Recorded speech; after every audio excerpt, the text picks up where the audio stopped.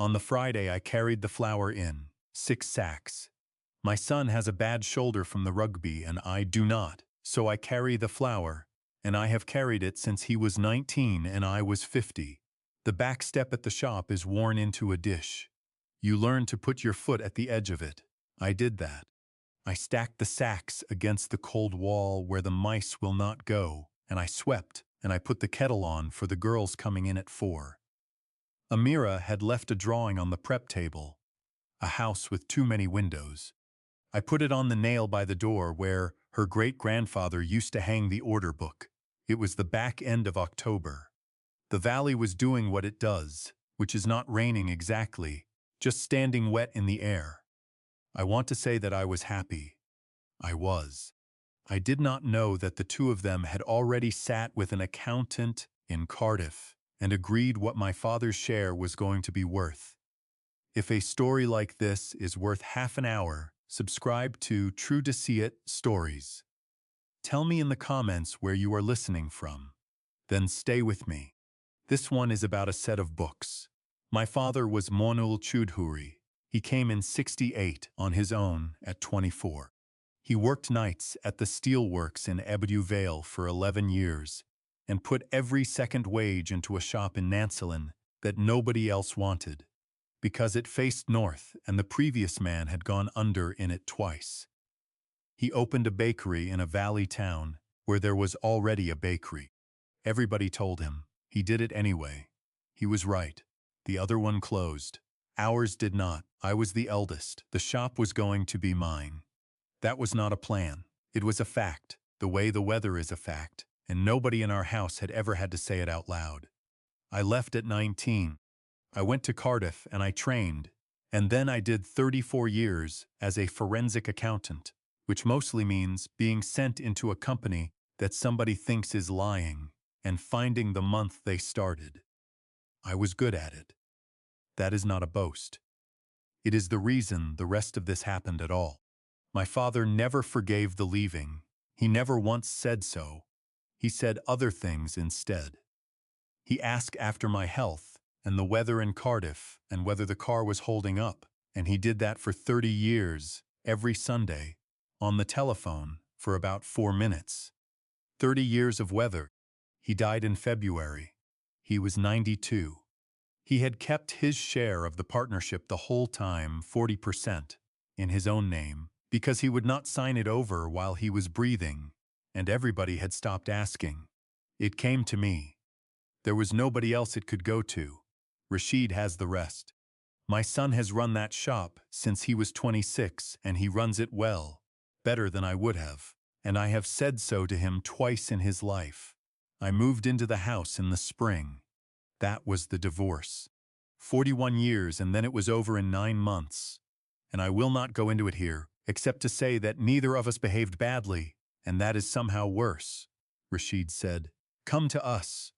Ffion said it too, and she meant it. I want that on the record before the rest. So there were 5 of us in the house on 4 dinant. Me, Rashid, Ffion, Amira, and a dog with 1 ear. What I decided about the share, I decided in September, at the kitchen table, with the year end in front of me.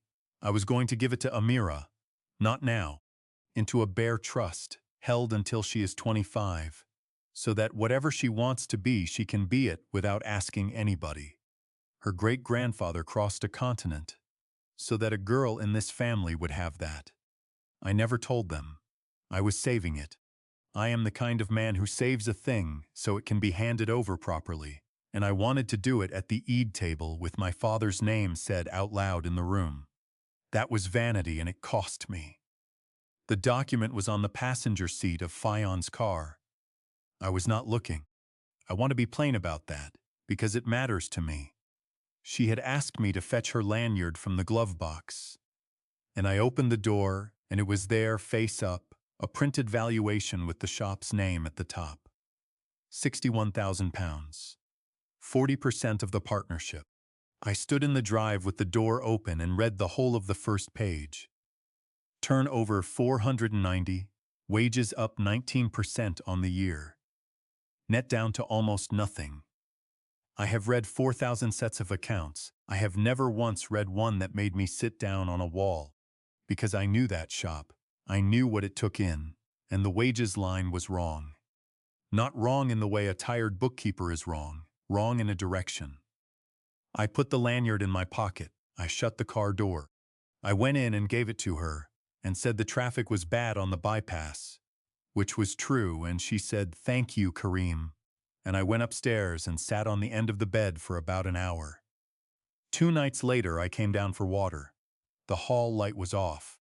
They were in the front room with the door pushed to, and I stopped in the hall the way you do. Ffion was talking.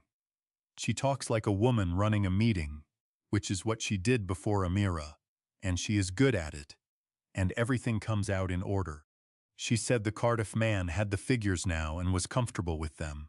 She said comfortable twice. Rashid said, and if he asks about March, she said, March is fine, March is a bad month for everybody in this trade. Then he said the only thing he said he was an accountant, Ffi. And she said it. She said he was an accountant 30 years ago. He will take whatever number the accountant puts in front of him. I stood in the dark hall with a glass in my hand.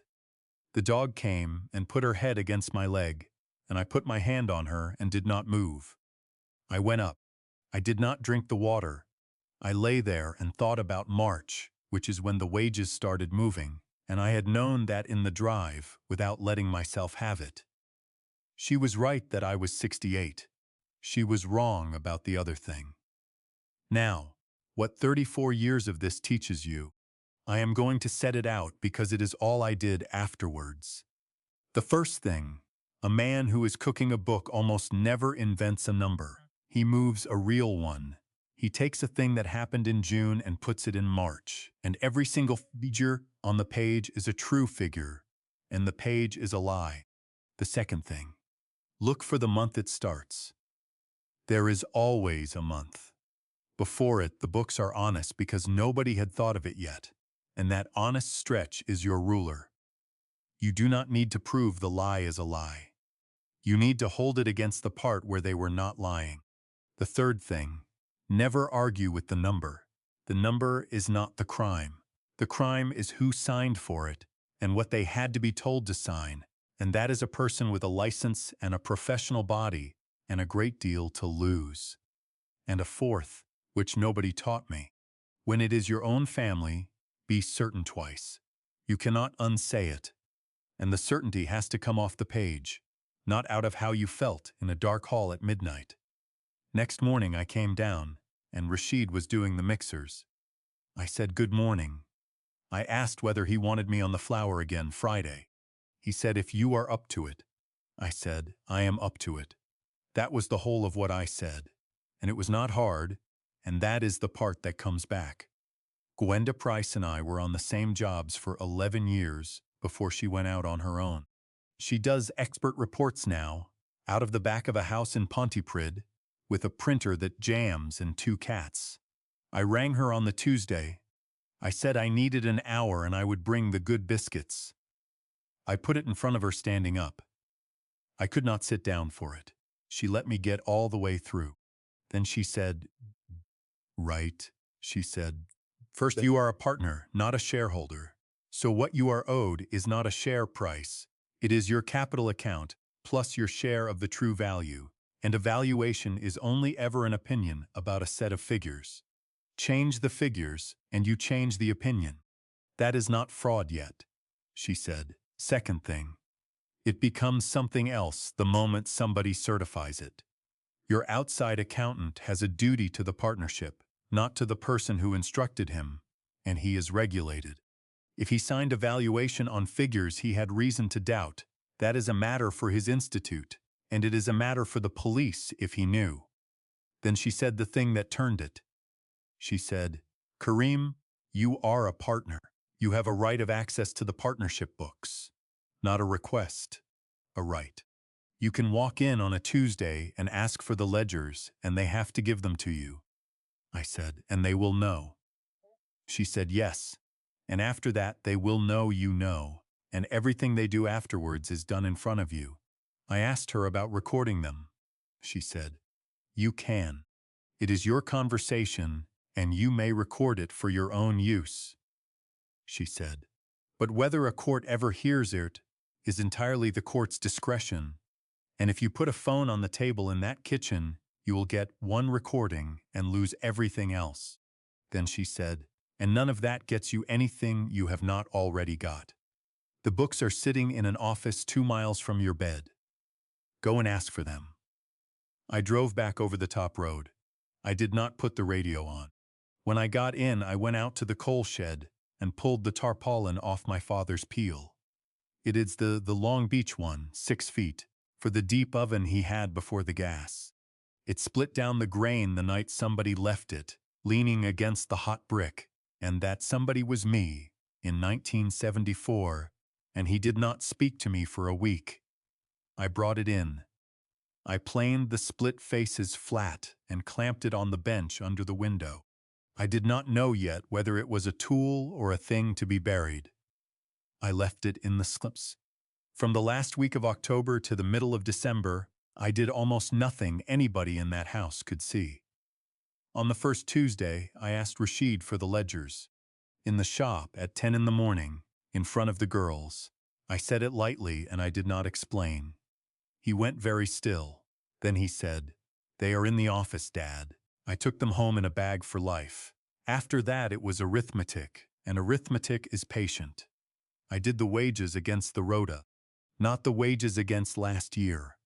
The wages against the rota, which is a different document kept by a different person for a different reason, and nobody cooks the rota because nobody thinks of it as a record. March. 2 extra full-time equivalents on the wages that are not on the rota. April the same, May the same. It runs to September and then it stops, because September is when they had the valuation done and there was no longer any need. 14,000 pounds of wages that nobody worked. I did the flour next. Flour does not lie either. Sacks in against loaves out, waste against the bin book, the Saturday tray count against the till roll. 4 records kept by 4 people, none of whom knew they were keeping evidence. The flour said the shop was busier in that half year than the accounts said it was. Of course it did. You cannot bake 14,000 pounds of nobody. I did it at the kitchen table after they had gone up. 9, half 9, sometimes 11. The dog under the chair, the boiler coming on and going off. It is slow work and it is not clever. That is what people get wrong about it. It is a man with 2 documents and a ruler, going down a column, and then the next column, and the one after that until the 2 of them stop agreeing. I wrote none of it on a computer. I wrote it in a hardback book in pencil, dated each night, the way I was taught in 1982, because a pencil ledger with a date on every page is a contemporaneous record and a spreadsheet is an argument. In November, Rashid started coming in at night to check the proving room. He had never done that in his life. He would go through the kitchen and out and back, and he would say, "All right, Dad," and I would say, "All right," and he would stand there a second longer than he needed to. On the first Friday of every month, Rashid does my beard. It is henna. My mother did it, from when I was 50, and it started going, and she did it the first Friday because that was her day for it. Rashid was the one who held the bowl. He was 6. When she died, he was 19, and he took the bowl and did not ask anybody, and neither of us has ever once discussed it. So on the first Friday in November, my son sat me on the kitchen chair with the towel round my shoulders and did my beard with his hands. It takes 40 minutes. You have to work it in and then leave it. Neither of us talks. We never have. The dog got under the table. The rain came on and went off. And I sat there with my hands on my knees, holding 2 things that a man is not built to hold at the same time. This boy had let it happen. This boy had his fingers in my beard, being careful at the jaw, the way he has been careful since he was 19 years old. And his grandmother had just died. That is what I go back to, not the wages, that. In the second week of December, I gave Gwenda the pencil book and she gave it to a solicitor called Ewan Bevan in Newport. On the 18th, I signed a letter to Rhys Merriman, the outside accountant in Cardiff, as a partner in the firm, putting him on notice that the figures underlying his valuation were disputed and setting out why, with the rota against the wages, dated. I posted it myself. The box is on 4D Nant, 40 yards down from the house, and I stood there a second with my hand still in the slot. Then I walked back and made a cup of tea and did not tell anybody. That was the end of it being mine. Merriman had 30 days. What he had to decide was not whether I was right. It was whether he could still certify a valuation now that he had been told, in writing, by a partner, with the rota attached, and the answer to that was no from the moment he opened it. The Institute would want to know when he first had reason to doubt, not what he believed. When Ewan filed with Action Fraud on the 2nd of January, the Force's Economic Crime Unit took it. Then it went where those things go, which is into a queue. I want to be accurate about that queue. It is not neglect. It is arithmetic. There are 4 of them, and there are 900 of us, and a case with no missing money in it goes behind a case with missing money in it correctly. Nothing had actually gone. That is the strange shape of this one. The wages were written into a ledger, not taken out of a till, and the theft was of a number I had not been given yet. Gwenda said it plainly. She said, "You are not a victim of a fraud. You are a partner in a firm whose books are wrong." Then she said, "That is better for you and worse for your feelings," and she was right on both. Nobody came to the house. Christmas happened. I want to say what that was like, and I find I cannot do it properly. We ate. Amira had a bicycle. Ffion did the potatoes the way she does them, with the skins on, which my father would have hated and never said. Rashid carved. I passed the salt to a woman who had put 14,000 pounds of imaginary wages into my father's shop, and she said, "Thank you, Kareem." And I said, "You are welcome." 4 weeks of that. On the 14th of January, I drove to Cardiff and sat across a desk from Rhys Merriman. He took the meeting, which told me he had not understood yet. He was 50, maybe. There was a photograph of a boat behind him. He began by saying that valuations were a matter of professional judgment, and that reasonable practitioners could differ, and that he was sorry the family was finding this difficult. I let him finish. Then I put the rota on the desk. I turned it round so it faced him. I put my finger on March. I said nothing. Then I put the wages beside it. Then the flour, which I had not mentioned in the letter, and which he had therefore not had 30 days to think about. He looked at the 3 of them for a long time. I said, "I have no question for you about what you knew." He said something about the information provided by the client.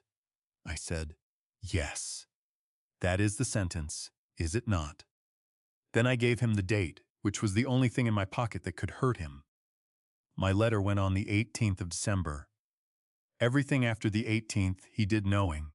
His institute would not care about one single other fact in the file, and he could see that as fast as I could. He asked me what I wanted. I said, "Withdraw the valuation today." And I said that I had not come to get anything out of him, only so that nobody could tell me afterwards that I had gone round the back. He said he would need to speak to his professional indemnity people. I said, "Of course." I put the papers back in the envelope and stood up. My father would have taken his cap off in an office like that. I did not have a cap. I nodded once and went. At the door he said something about how it was rare for anybody to come in over a valuation. I did not answer him. I had brought 1 sentence to that building and I had already spent it. Merriman withdrew the valuation on the 19th of January by letter, copied to both partners. It came to the shop. Rashid opened it at the prep table at about 7:30 in the morning, standing up, with his coat still on, because he opens the post standing up the way his grandfather did. I was at the sink. I had been at the sink a while, doing nothing much to a tray. He read it twice. I watched him read it twice. Then he did not look at me. He looked at the drawing on the nail. Amira's house with too many windows on the same nail, and he looked at that for about as long as it takes to boil a kettle. He said, "Dad." I said, "I know." He said, "When did you?" I said, "October, in the drive." And I watched it arrive. I could see the second of it, that I had carried the flour in every Friday since October, that I had asked for the ledgers in front of the girls and let him hand them to me, that he had done my beard on the first Friday of November and again in December with his hands in it, and that I had known and had sat there and let him. He said, "I did your beard in November. I did not have anything to put after that, so I let it stand in the room." He said it again, quieter. The way you say a thing twice, in case the second one turns into a question somebody can answer. "I did your beard in November, and in December," I said. He put the letter down on the prep table, very carefully, square to the edge, the way you put something down in a room where somebody is asleep. Then he went out through the back, and I heard him get as far as the yard and stop. Ffion came in at 8 with Amira for the school run. She saw the letter on the table, and she did not pick it up. She said, "Is he outside?" I said, "Yes." She stood there. She said the school would be starting, and she took Amira out to the car, and she was kind to that child the whole way down the passage, and she meant it. And none of what she had done to me made her mean it less. That is the part nobody believes. I dried the tray. I put it on the rack. Out the window, my son was standing in the yard with his back to the shop, by the bins, in the wet, not going anywhere. I looked for my son out there and got a coat and a set of shoulders. He is 38 years old. The last time he stood in a yard like that, he was 19 and we had just buried my mother, and he had nowhere to put his hands then either. I stayed where I was. That is the honest part of this. 40 seconds and my hand flat between his shoulders, and it would have been finished. I did not do it. I finished the tray. Then I did the second tray.